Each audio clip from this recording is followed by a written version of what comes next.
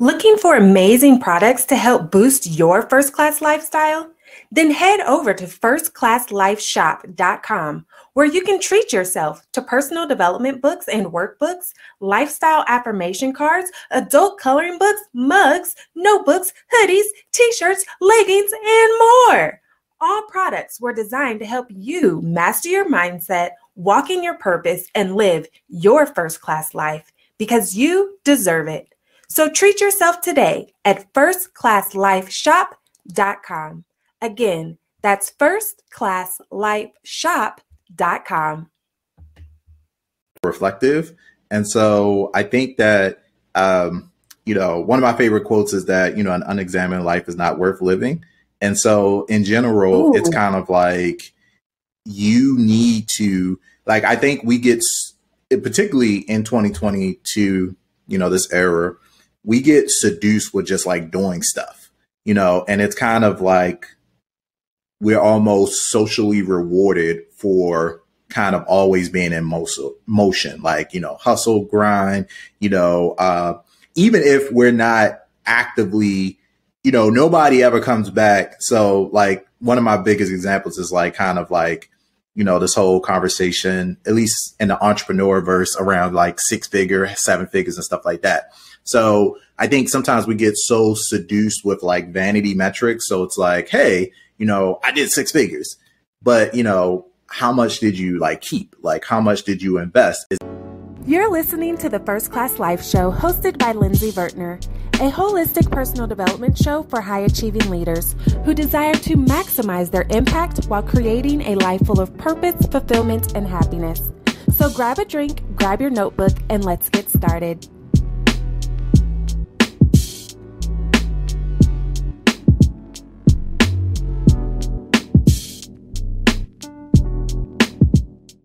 Welcome back to another episode of the First Class Life Show, and I am super excited, as I always am, because our guests are phenomenal, but this one is dually phenomenal. Can I say that? Dually, triply, doubly, quadruply phenomenal. The Brian J. Olds is here in the First Class Life studios, and I'm excited because he is always dropping gems, and he has built an empire with Black Speakers Network. But you can read all about that in the description. For now, we're going to hop right into the discussion. Brian, welcome to the First Class Life Show. How are you? Excited. Listen, nobody ever gets the chance to sing my name in a intro, so I think I'm gonna add that to my contracts from now on. It must be sang. It can't just say it. Can't just say it. But yeah, I'm excited to be here. First Class Life. I am looking forward to talking to this network of high achievers, Lindsey.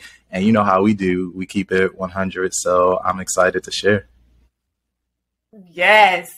So I know how phenomenal you are and with everything you've created, but I need you to tell the folks, who is Brian really? Take us back. Let us in your world. Who are you? Yeah. Who are you, Brian? Oh yeah, we can absolutely do that. So I always tell people, I'm the skinny kid from Baltimore. And I'm still even broadcasting live right now from Baltimore. And listen, I grew up and really just with this desire, this intense fascination of the world. I was a nerd, I love science, I love space. And so I wanted to be kind of like the modern day Elon Musk. That was my goal. I wanted to be an aerospace engineer, wanted to work for NASA, wanted to go to space camp. My parents couldn't, or my mom specifically, I was raised as, single parent household, like so many folks are. And so I had that whole latchkey, kid experience. And so I've been always pretty independent, Lindsey, and pretty mature. I had a cool childhood, just growing up inner city Baltimore, made it through.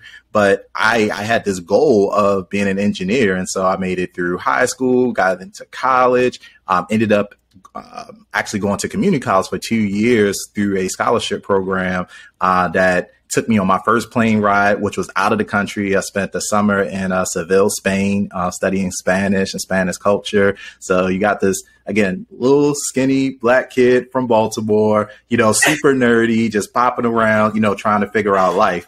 And I eventually made it all the way to Morgan State University, which for those that aren't familiar is a HBCU. So any HBCU in the house, what's up? But made it to Morgan State University. And Lindsey, Morgan State has one of the best engineering schools in the country. It's actually credited for producing some of the best and brightest Black engineers in the world. And so I know, and I made it in. Little did I know there was a little class for me just waiting around the curve called Calculus 2.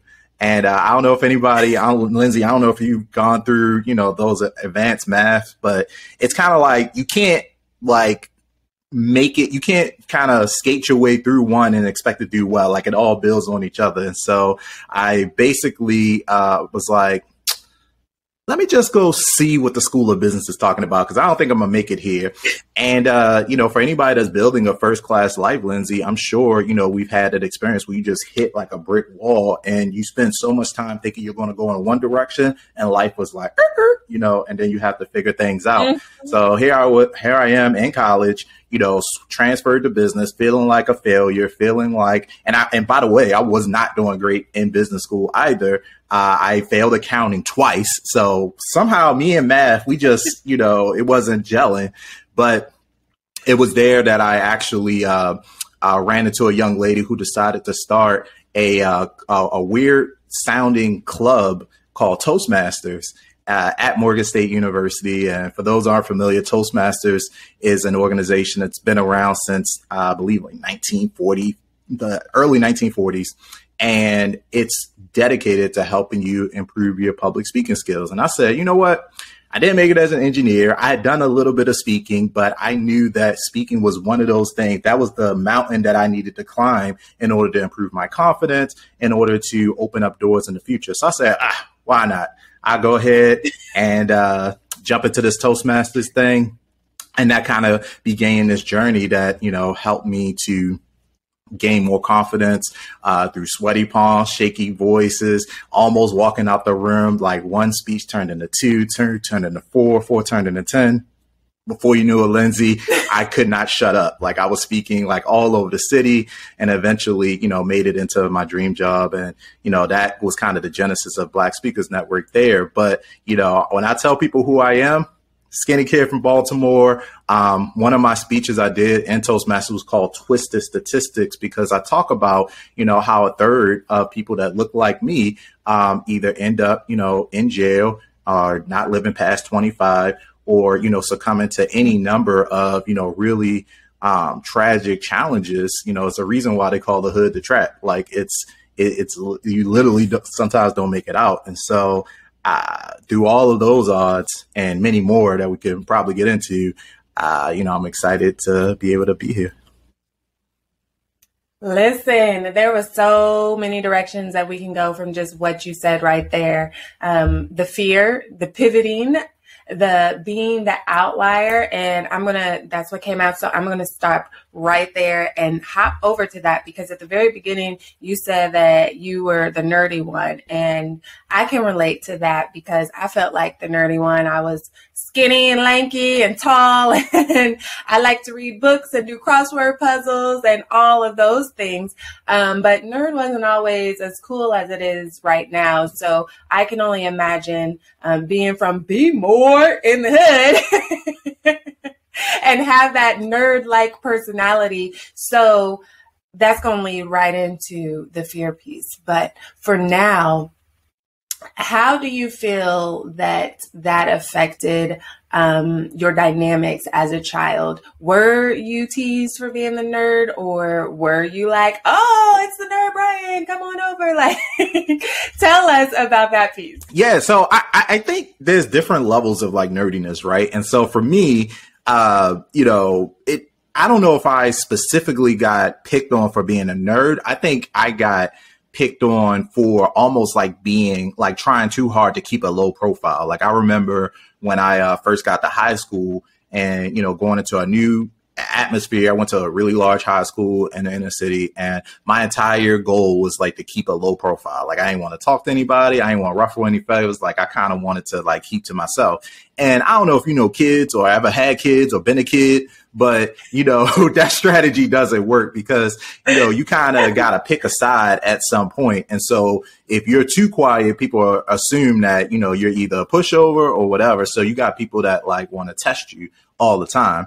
And so that was kind of that part. Meanwhile, I wasn't the type of nerd that was like, people were like threatening to have me do that homework and stuff like that. Like I was just like, I like to watch like Power Rangers and anime and wrestling. And I would just kind of like I was like in my own world.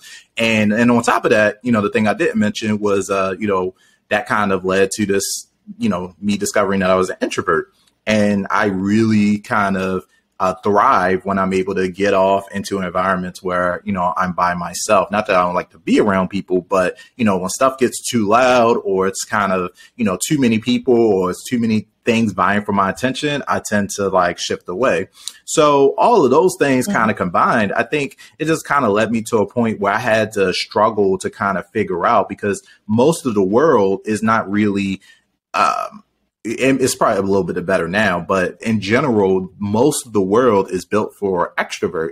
We kind of reward people who, speak out more, people that, are more assertive, it's seen as like leadership and stuff like that. But at the end of the day, there are a lot of qualities to the quiet ones, to the people that, aren't as boisterous or, that take time to reflect and think and can come back with an amazing plan or amazing contributions. But, it could be seen both in academia as well as in organizations from a career perspective as, you're not a team player or, you're not contributing or whatever, or as a threat to other people, because that's the kind of way it's set up. So I think navigating that has been kind of like the biggest struggle, Lindsey, or at least it was. And I think Toastmasters gave me an opportunity to really find my own voice, so to speak. And by having a skill that I could call upon, because that's really all speaking is. It's a skill. It's not like, you have to be born, like nobody's born with this, incredible, elegant eloquence or able to craft a story, or you learn all of that as you go. And certainly some people are more outgoing, have a personality that tends to shine towards the spotlight, looking at you, Lindsey. But in general, like I think in general, people are wanting to, these are things that you can learn over time. So.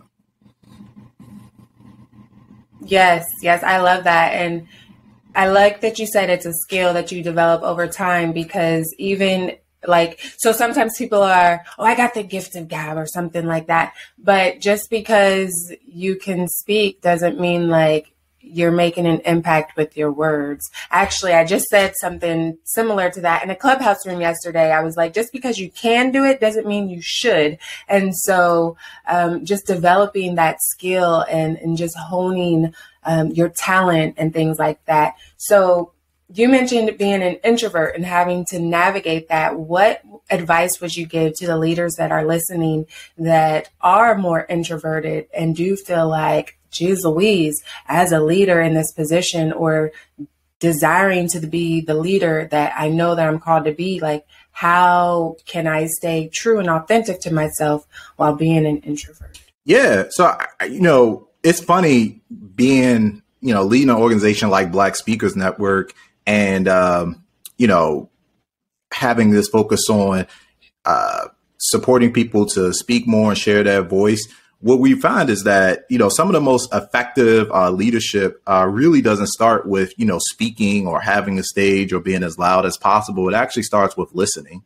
And so I think listening is perhaps utilized and certainly underappreciated skill when it comes to, high performance and leadership. And there's listening across multiple domains. I think first and foremost is from a individual perspective, individual leadership perspective, it's listening to yourself, understanding your own temperament, your own personality, and not feeling this like external pressure to try to, mold into like other things. And sometimes it could be challenging. If you're a leader within an organization, we always talk about like organizational culture, and that could be challenging because you may feel, pressure to conform to, what other people deem as what it takes to succeed or even survive in, certain corporate environments, whether that's, feeling like you need to,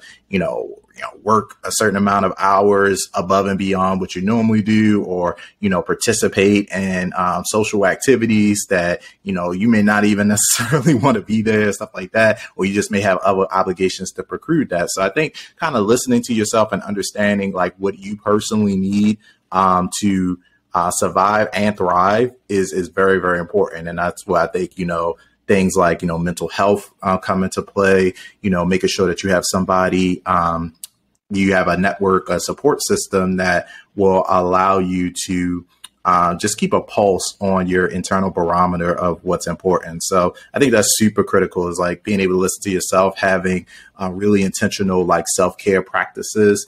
Lindsey, I think you're a great, example of that, making sure I actually have a thing on my wall right here. It's called Brian, like the 3 reminders. And the first reminder is, put the oxygen mask on yourself before you put it on anyone else, just like when you're getting on a plane, which you and I love to do, Lindsey, getting on planes, going places. They always say that, put the oxygen mask on yourself, because if you go down, you can't help anybody else. So I think that's first. And then the second part of listening is really staying attuned to those around you. And I think, realizing that, everybody's going to bring something different to the table. And so if you are an introvert leader and, you're, attempting to understand other people, just realize that, everyone doesn't have to absorb information the way you absorb it. Everyone's not going to, make decisions at the speed in which, you make decisions.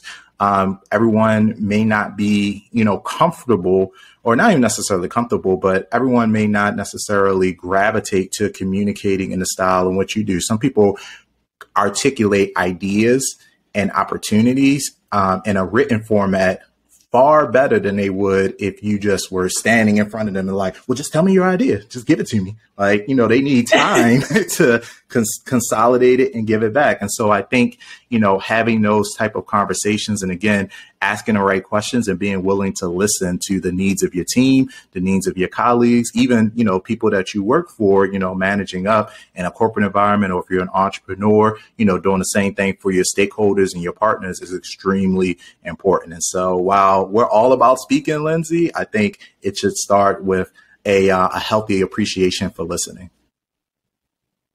Yes. That is often underappreciated until you're not being listened to. And then it's like, oh, and sometimes we get accustomed to, being tuned out, and that's not the way that we want to live at all. So what advice would you give on ways to improve your listening skills?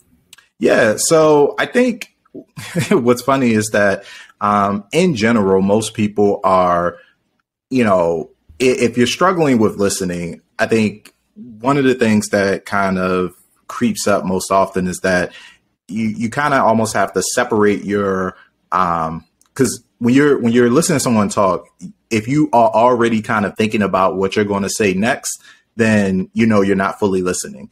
If you got a response the minute that they stop talking, or if you find yourself like cutting people off, then you're probably not really listening.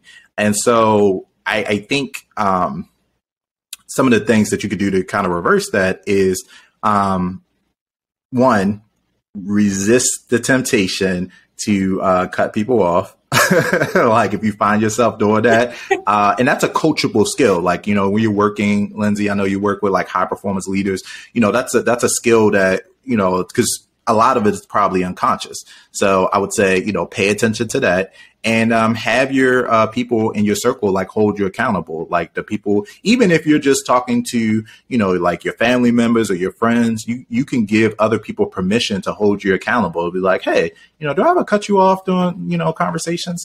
And if so, be like, let me know the next time I do that. So that way you can kind of like mimic that. The other thing you can do is, I think, if you find yourself in these kind of like one-sided conversations where you're talking and you're talking, like if I say something, Lindsey, like right now in this conversation, it's a podcast interview, so it's a perfect masterclass on this, but I'm saying something, you're asking a question. I ask a question, you say something, and so a conversation when you're seeking to understand should be this volley of back and forth. There should be an equal number of questions and not just like stuff directed at you. And so just pay attention to the number of questions that you're asking throughout the conversation versus just talking to talk. Because 9 times out of 10, people, and that's why to this day, Lindsey, I think one of the greatest books, if you have not read the book, How to Win Friends and Influence People, Dale Carnegie, it's old. It's steeped. Classic. It's a classic. It's steeped with wisdom. And why is that? Is because technology continues to change. World geopolitics continue to change, the atmosphere, the planet, global warming and all that's changing around us. But the thing that has remained relatively consistent for the past couple hundred, if not couple thousand years, is human behavior, human dynamics. And that book is probably the best summary encapsulation without, going to go get a degree in psychology of human behavior. Like there's just fundamental things, Lindsey, that have not changed, and they're probably not going to change anytime in our lifetimes. Things like, the sweetest sound to someone is, the sound of their own name. Their name. Yeah. So I think little things like that, and just, paying attention to, those type of dynamics are important. And they're not just important from a, interpersonal communication perspective. They're also important from a marketing perspective. If you're an entrepreneur, seek first to, understand before being understood. Like those are the type of things. If I go to your website, or if I'm, listening to your presentation, if I don't feel understood first, then the likelihood that I'm going to buy something from you it shrinks dramatically. And so I think those fundamentals that were written 150 years ago are still applicable today if we pick them up and embrace them. Listen, that is so good. So 2 things that I thought about as you were speaking was, no matter what level you're at, you could always have that room for improvement, because even with my listening skills, with what I do as a coach and with my background in therapy and all of those things, sometimes I catch myself just the same as anyone else. Perfect example with my husband just a couple days ago, I started to say something and then I stopped. And then he started to like question what I was about to say. And I was like, no, I intentionally stopped myself to let you finish talking. But I caught myself in the moment. And then I had to explain what was happening because he was like, wait, what? But, just allowing ourselves that grace and being self-aware to recognize when we're doing it. And then, like you said, having that accountability from those around you to say, hey, if I cut you off, please let me know so I can work on it and correct it. And then you were talking about, just being authentic and not having those prepared answers. And I literally just had an interaction with someone in my DMs, and they were talking and asking me questions, and I could already kind of sense that they wanted to sell me something. But then they were like, have you ever thought about speaking on stages? Record skip, right? I was like, clearly, I even called him out on it. I was like, you must be pretty busy yourself, because I've mentioned speaking twice already in this thread and it's in my bio. So listen, like, geez, please. And this, you you had the ability to scroll back and read through it. It wasn't like, we were speaking and you missed it. No, you could read it. I said it twice already. And it says coach speaker. Somebody copy and paste in too fast. Yes. And so just developing and honing those listening skills are so crucial no matter what you do, personally, professionally, in all the areas of life. So I'm glad you brought that up. I also wanted to ask you, what are some ways that you practice self-care? And has it always been easy for you to implement self-care, or did you have to, really get over some obstacles to start to implement self-care? No, listen, this has been a journey, Lindsey. So I'll be happy to deep dive into my, current self-care practices, which is always evolving. So number one, therapy. So just some context. So I mentioned I went to Morgan State. I ended up graduating, made it into corporate America. And so I spent 11 years. I'm part of what they call, geriatric millennials now. So, that's what I didn't come up with it, but so I'm an older millennial, let's say that. And so because of that, it's, most of us, we change jobs and careers like every 2 to 3 years. Some of us like every, 12 to 18 months, perhaps. I stayed at the same company for 11 years. I started a week before I walked across stage at Morgan State University and graduating, and I didn't leave until April 12th of 2019 at 5:38 p.m. Eastern Standard Time, 62 degrees outside, all that good stuff. So the weather outside was frightful. But the freedom was so delightful. But, I just point that out to say that I think the experience, I've been in both places. I've been full-time employee, and I've had a number of, jobs within that company. And now juxtaposed to going on my, third year of full-time entrepreneurship and, 6th year of general entrepreneurship is there's a lot there to kind of unpack. One of the things I recognized a little bit later than I would have liked, but I believe I'd been looking for a therapist since 2017, and there was like some false starts, and so I tried somebody, didn't work out. Tried another person, didn't work out. So this is kind of like my third and final time before I found the therapist I had now, and she's been great. So I've been rocking with her since. I believe, like the end of 2018 or like early 2019. And, she was instrumental in, really helping me, become or kind of lay the foundation of these self-care practices. So that's that, I do it every 2 weeks. Even if I feel like don't showing up, even if I feel like canceling, like I just show up and we just talk. So that's been absolutely incredible. The other thing that I recognized that I really needed was to have just outlets outside of, what I was doing for work, outside of what I was, doing with BSN. And so just having like a list of things that I could do myself.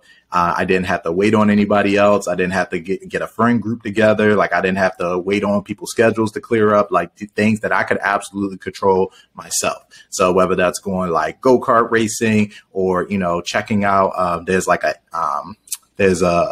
like an indoor, like rock climbing place here, in Maryland that you could go to. And for a while I was, aggressively building my business, I was like, video games, don't need that. I've never been like a gamer, like that. But one of the things I recognize is that from a self-care perspective, like sometimes, once you have I have a PlayStation, 4, with like 5 games, and so if I just need to turn my brain off, I could do that. Like I don't have to physically go anywhere. It could be 2:00 in the morning or 2:00 in the afternoon, and I could put my headphones on and just play, and I'm fine. So things like that where, and I'm not saying that, folks need to do those exact things, but I do think that having intentional self-care practices of things that are super accessible and that don't require other people or are economically kind of responsible as well are really, really good. And then the third thing that I'll probably touch on is just like physical care.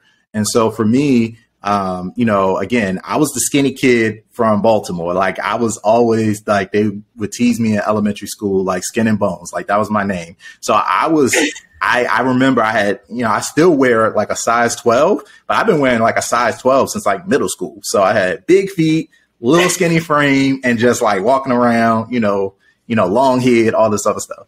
And throughout corporate, I walked into my corporate career. I believe I might have weighed like 135 pounds, something like that, maybe 145, like soaking wet. I'm 6'2", so 6'2", 145 pounds, not very heavy. I was underweight. I can even picture you at that weight. Oh, I got pictures. They're around here somewhere. But yeah, so just scroll through my Facebook. But yeah, super skinny. By the time I left, I was still 6'2", but now I think my max weight was like 240 to like 245 or something like that. So I gained like literally 100 pounds over 11 years. And, metabolism slowed down and all this other stuff. So like my physical care became less of a priority because, trying to, maintain a hustle, trying to build a business, go to work, have relationships, like do all these things, like the personal care, like caring for my nutrition and health just kept slipping further down in order of priority.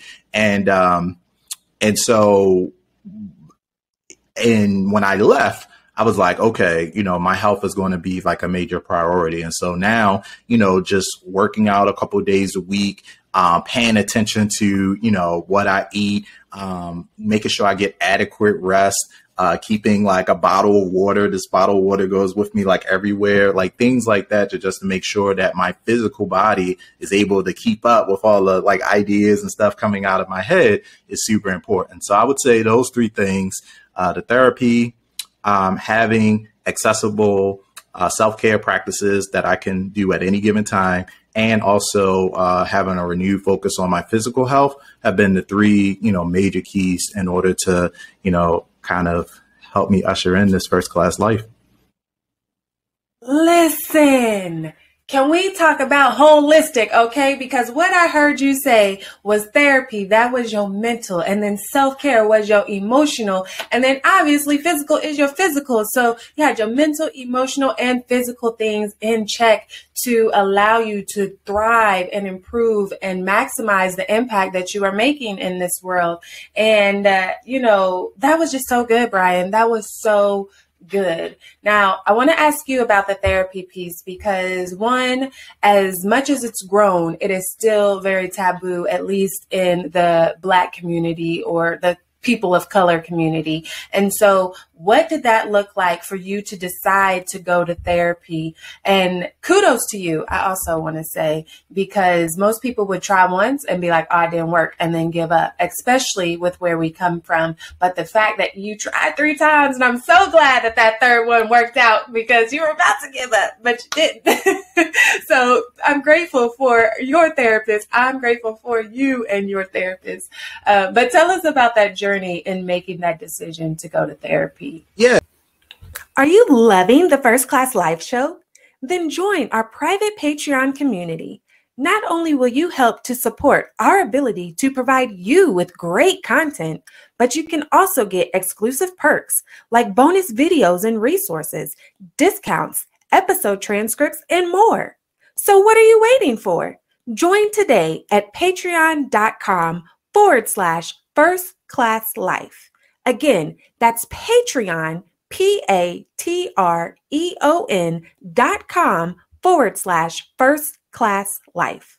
Yeah, so I do applaud the progress that at least over the last 10 years I've seen with kind of destigmatizing, the entire mental health conversation. So I think the kind of beginnings of that is, for one, just making it more accessible.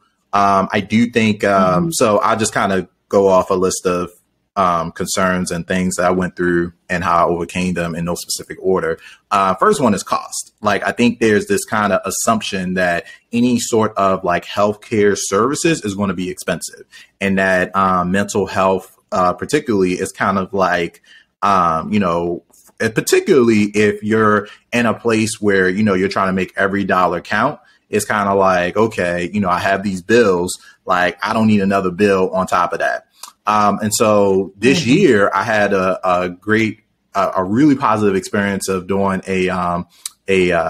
being a campaign ambassador with the Maryland Healthcare Exchange. And so as a part of that process, I learned a lot about every state, I believe, in the United States goes through an open enrollment process, Lindsey, where, starting in November, you can, even if, you can shop for healthcare coverage and find a plan that works for you, even if you don't have a qualifying life event. So most people, if you lose a job or, something happens, if you have a child, like, throughout the year, unless you have a qualifying life event, you get married or get divorced and stuff like that, you can get new healthcare insurance. But there's a period, between November and January where everybody, regardless of what's going on in their life, you can get new health insurance. And so one of the things that we did was we did an entire panel on Black mental health back in November for that reason, because a lot of times people don't realize is that when you're shopping for health insurance, a lot of healthcare plans kind of build that in, and a lot of them are low cost or no cost. So for me, the therapy sessions are free. Because my healthcare plan covers it at 100%. So I don't pay anything out of pocket to go to therapy. And that's a huge benefit, because now I don't have to be thinking about, oh, well, where's this money going to come from? Like, it's already there.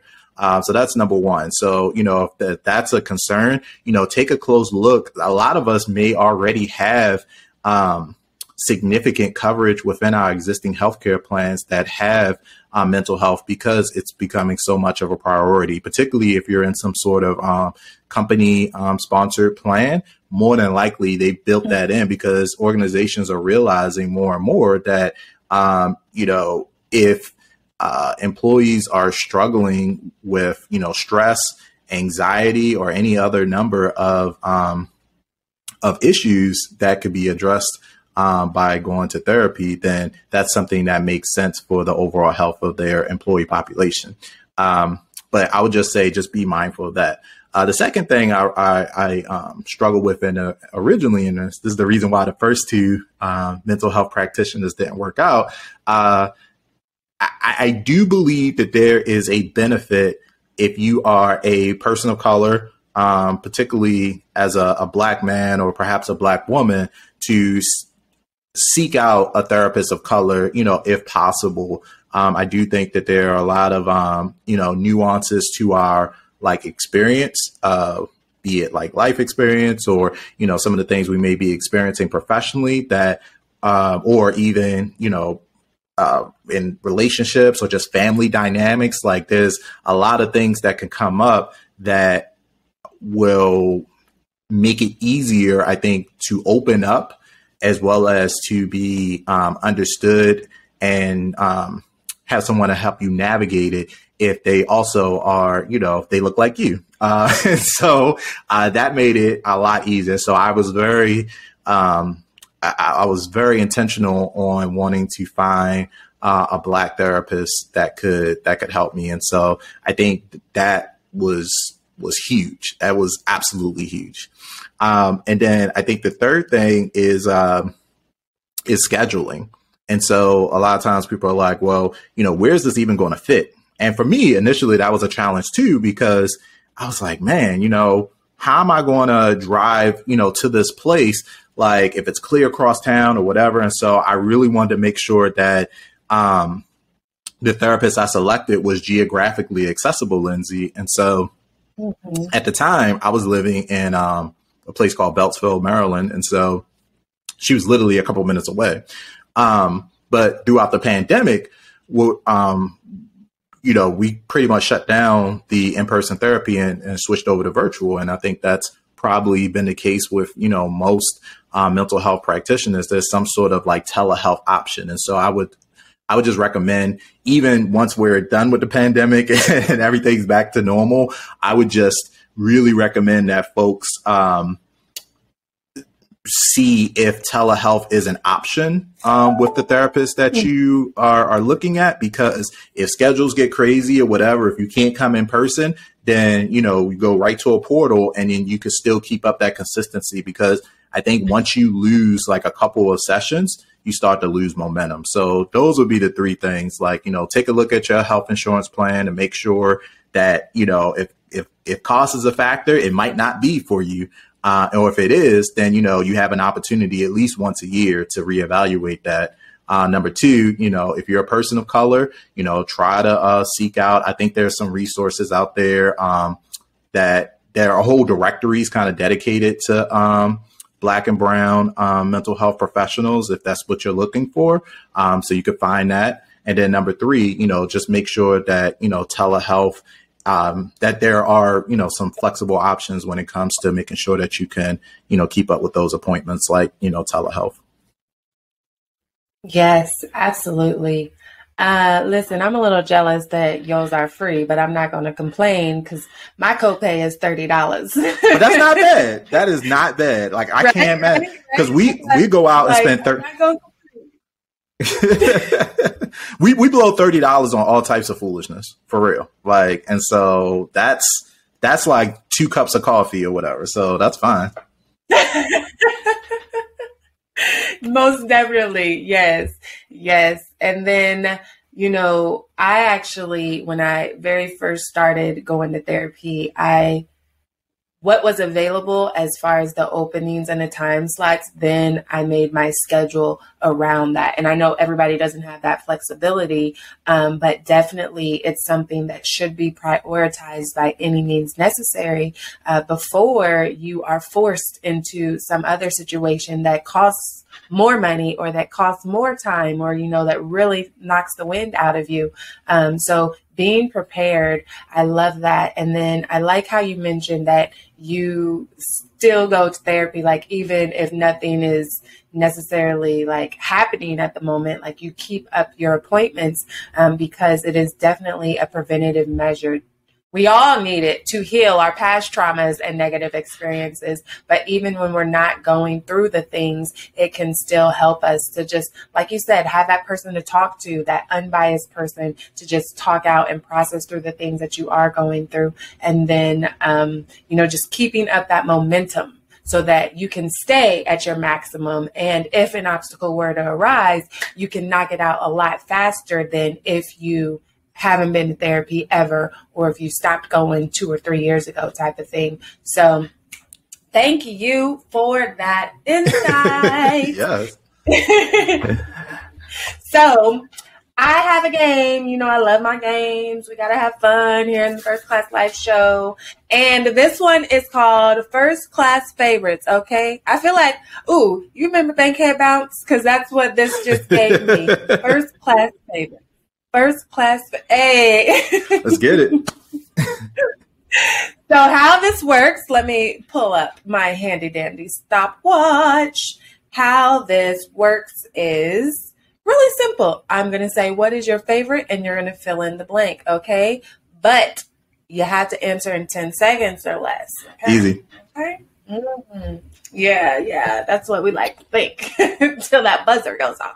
Speaking of buzzer, for those of you that are tuned in right now, feel free to make a game of First Class Favorites. And if our lovely Brian J. Olds misses the buzzer, then you got to do a push-up or a pull-up or a burpee or a suicide, the exercise. Yeah. We're talking about mental health. Let me be clear. Right. A suicide exercise where you got to run the lines.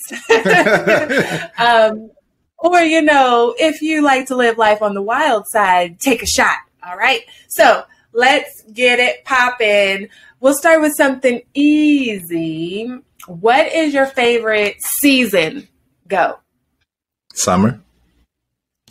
I was born in August. We like it. Born in August. Yes. Oh, what part of August? Are you a Leo? I am. I think we discussed it. It was August 14th. And yeah, I'm in Leo season in effect when it comes around. Listen, all the Leos in my life, okay? All right. What's your favorite color? Go. You know, you probably tell all around me, but it is blue. The blue chair, BSN blue, speak up blue, everything's blue. So yes. Yeah, Nice. Keep blue on me. Now, what's your favorite book, title, and author? Go. One of my favorite books is called, well, I already mentioned How to Win Friends and Influence People, which I could definitely put that into the running. So yeah, I'll stick with that because again, y'all need to go read that. And don't worry, it will be on a special list, which we'll talk about in just a second. What is your favorite song? Go.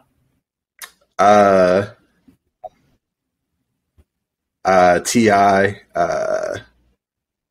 God, that's hard. I'm not gonna make that. Y'all gonna have to do a push up. It's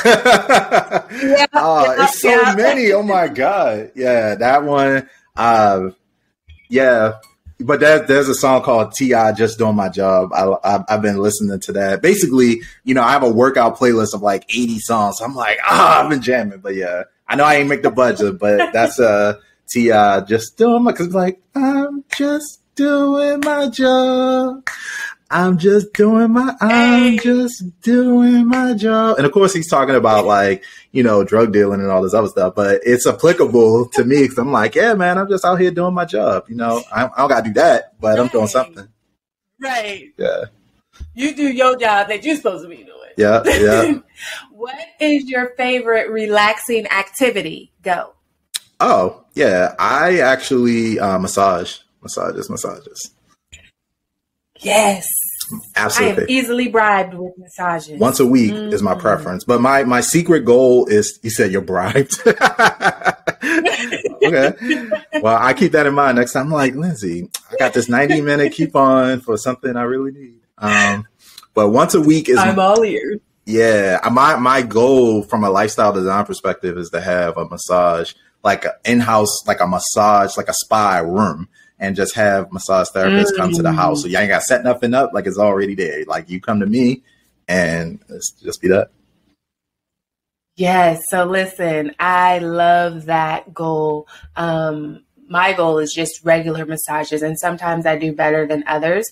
And I was doing really good because I had a masseuse that actually came to the house because it's nice. One time I had a massage that was an hour away and it was like, dang, now I got to drive home. And like, that was no fun. It kind of ruined the experience. And it wasn't that there weren't any locals, but I was at an event. And I had signed up to support and I wasn't thinking about like, oh, dang, now I got to drive back type of thing. But I had a masseuse who came to the house, like she had her foldable table and all of that stuff. And it was so nice just having her come, set up, and then I didn't have to go anywhere afterwards. But she moved away in the fall. Like, I think it was September. She moved, and I was like, oh. Well, there's these apps now that I'm not going to promote it here because we're not getting paid yet. But there are apps out there that will allow you to connect, kind of like Uber style, to massage therapists local in your area. They come. So I've used that at least once. And it wasn't bad. I think, throughout COVID, it's kind of hard because to your point, you want to kind of have somebody consistent versus having like a random person like come each time or whatever. But eventually once you find that person, hang on to them. I get it. All about the we're not promoting without that sponsorship check, especially when they got the coins. So message me that app, okay? I will. Let's see. What is your favorite place to travel? Go. Favorite place to travel has been so far Puerto Rico. However, I'm on this campaign right now called 50 by 50. So I don't see myself revisiting many places unless it's really, really good because there's so many other places I want to see. So 50 by 50, I want to see 50% of the world by the age of 50. So I'm 37 right now. So that means I have a little over 90 countries to hit over the next like 13 years. So I don't think I'm going to be revisiting too many places, but, prioritizing going to these different countries. Yes, I love that. I have not yet been to Puerto Rico. No, no, But no as you can passport. see, I got my scratch off travel map right there. Yes. I love like anytime it's time for a trip and it's like, oh, I've already scratched that one off. I'm gonna go, but I've already scratched that one off. I want to scratch off a new place. Well, So, Puerto Rico is great because you can, you don't need a passport. Number one, if you live in the U.S. because it's, U.S. territory, but also, it's like, it's someplace where you can be immersed in a Spanish speaking culture, but still be in the U.S., but everybody there speaks English too. So if you're wanting somewhere where you can like practice your Spanish, but have the safety net that everyone could still understand you if you still don't know like a lot of words, which was me, it's a great place to go.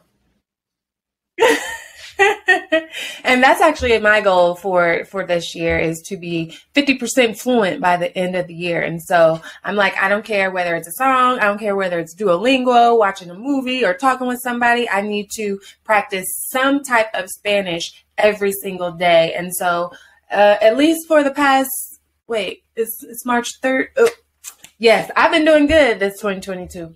And we gonna keep it up. We gonna keep it up. You should connect with me on Duolingo. Like I'm on there, so we can. Yes. Look, we're gonna have to make that happen so we can practice together. Now, thank you for playing First Class Favorites. And to the First Class family out there, make sure that you subscribe to our private Patreon community because we have our First Class Favorite Things list that is uniquely curated by all of our phenomenal guests. So you will see a running list of books to read because we got to keep our mind developing, as leaders, songs, because music, that is a whole love language. You got your playlist. And because we are all about our first class life and seeing the world, we got our travel list. You just added Puerto Rico. I don't think anyone said that yet. And then ways to relax because we're all about self-care. So if you want access to that running list that is so phenomenal, make sure that you subscribe to our private Patreon community. Meanwhile, let's get back into this discussion. And I have a special question for you. Okay. So living your first class life is all about the quality of life you are creating for yourself. It's not just some cutesy gimmick, but first class life is actually an acronym for the characteristics and skills that you want to embody into your lifestyle as much as possible so that you are able to create a life full of purpose, fulfillment, and happiness. And if you are new to the show and want to know what that acronym stands for, there are two ways you can find out. One, you can go back and watch episode 1 of the First Class Life show, or you can head to firstclasslifeshop.com and just buy the book where it explains it all. Okay. So First Class Life, 10 key factors to creating a life full of purpose, fulfillment, and happiness. Love it. Meanwhile, Mr. Brian, I want to ask you, which factor of first class life do you feel that you resonate with the most? Yeah. So for me, it's very easy. I'll take the R for reflective. And so I think that, one of my favorite quotes is that, an unexamined life is not worth living. And so in general, It's kind of like you need to, like, I think we get, particularly in 2022, this era, we get seduced with just like doing stuff, and it's kind of like we're almost socially rewarded for kind of always being in motion, like, hustle, grind, even if we're not actively, nobody ever comes back. So like one of my biggest examples is like kind of like, this whole conversation, at least in the entrepreneur verse, around like 6-figure, 7 figures and stuff like that. So I think sometimes we get so seduced with like vanity metrics. So it's like, hey, I did 6 figures, but how much did you like keep? Like, how much did you invest? Is that is it 6 figures above and beyond what you did last year? Is that 6 figures going in the bank? Like, did you spend like 7 figures to make the 6 figures? So like there's all this stuff. And so I think, I just hired a new bookkeeper actually. And so, that's kind of why my mind goes to the financial, because, I think how we measure things is equally important, if not more important than the initial goal itself. Like, we can hit a goal, but then, you look back and be like, okay, but at what cost? And sometimes it's not just like a financial cost. Some of us are driving so hard that we're pushing like our personal relationships away, or we're pushing like our family away, or, we are, again, deprioritizing like our health in order to get certain things. And so I think we need to like holistically, I love how you phrased that earlier, Lindsey, like we need to holistically look at, all of the things that make us us, and really take time to reflect and ensure that, we're not just, looking good, but we also are actually have a true sense of forward progression in the things that really, really matter. So for me, that comes in the form of, making sure that I'm tracking. Like I want to track, like I want to know if I'm actually losing weight, or do I just feel giddy? Like I want to know, am I actually making money, or, and you can't tell that just by, looking at the bank account. Like you need actual like financial statements.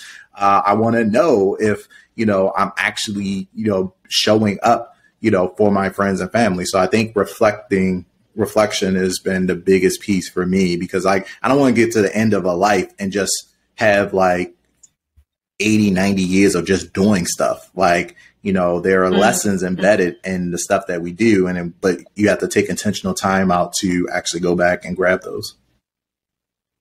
Yes. So amazing. That was great. That nugget was so great.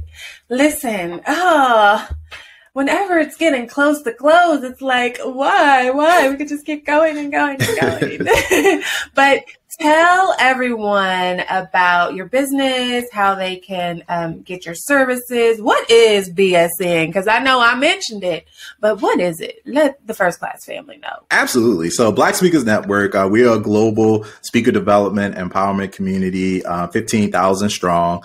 And the idea is, we're here to equip, connect, and inspire the next generation of Black professional speakers, including you, Lindsey, who, you've been a member for a while. And it's been great, having individuals like yourself who are, aggressively, focused on connecting to the audience that you're called to serve. So BSN is here for anyone who is a current or aspiring speaker, and you are looking for support in 3 areas. You're either looking for, training, it's answering the questions like, how do I get started as a speaker? How do I get paid? Like, how do I monetize my message? How do I actually, put together my signature resources? How do I craft an offer?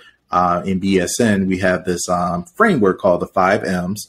Wrote a whole book about it. It's behind me, but it's called Speak Up, the ultimate guide to dominate your speaking industry. So this is like our speaker 101 textbook, if you will, that we recommend that everybody start with, because it goes through how to get clarity on your mission, your message, how to market, how to monetize, and how to manage your speaking business. And so that's number 1, we provide training. Number 2 is resources.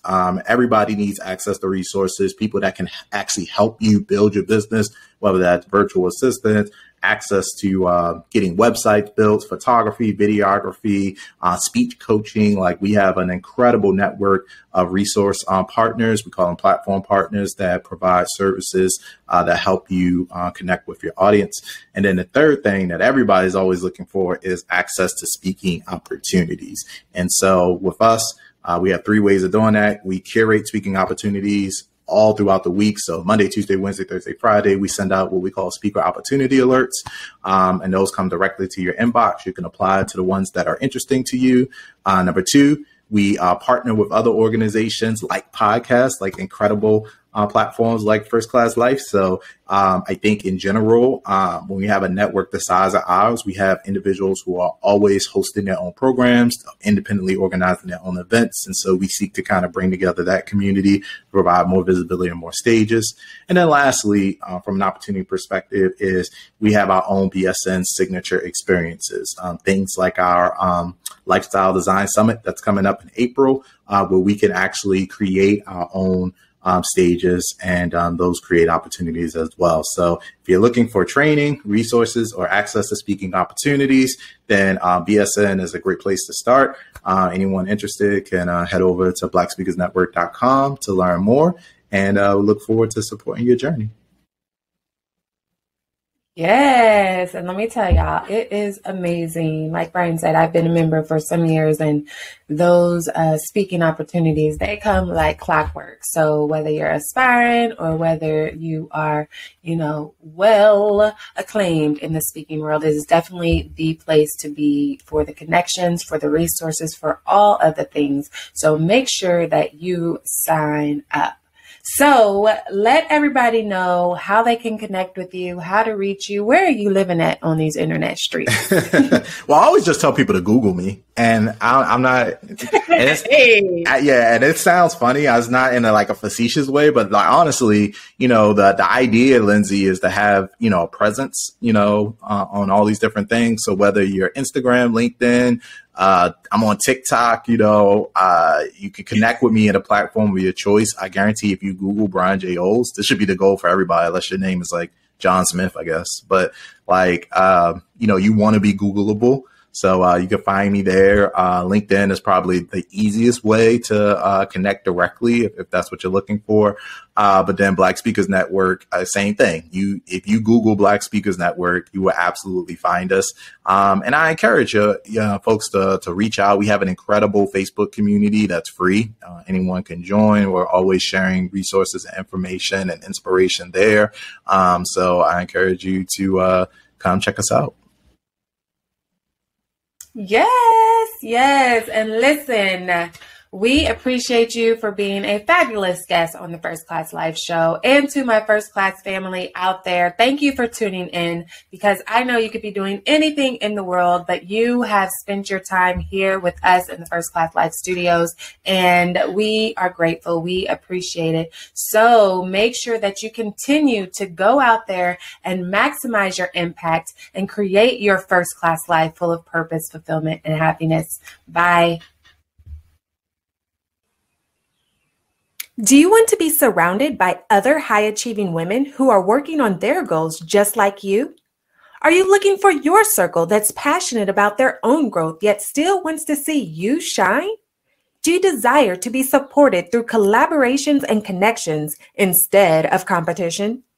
Then Cowork and Chill is your place to be. Cowork and Chill is a hybrid of virtual co-working and virtual networking. It's a community of women who are striving to build living legacies. This is the space to create meaningful relationships with other equally yoked women where you're being poured into just as much as you pour out. So if you're looking for your crew for supportive accountability, then sign up today at coworkandchill.com. That's COWORKANDCHILL. coworkandchill.com.